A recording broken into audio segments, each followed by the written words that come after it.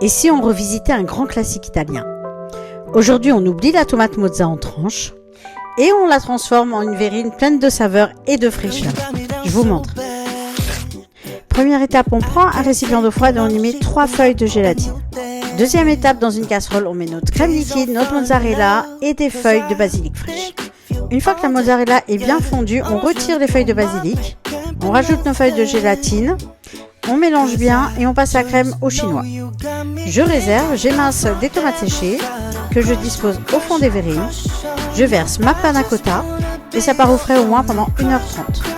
Pendant ce temps, je mixe des feuilles de basilic avec de l'huile d'olive. Je filtre et je réserve, je passe au biscuit.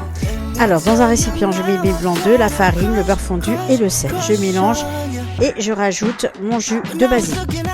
Je remplis mes petits moules et ça part au four à 170 degrés pendant 7 minutes. Vous laissez vos biscuits un peu refroidir avant de les démouler.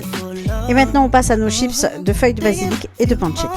Donc, je prends une petite poêle avec de l'huile neutre, je la fais chauffer, pas très fort quand même. Et je fais frire mes feuilles de basilic. Pas plus d'une minute, ça va très vite. Ensuite, je passe à la pancetta.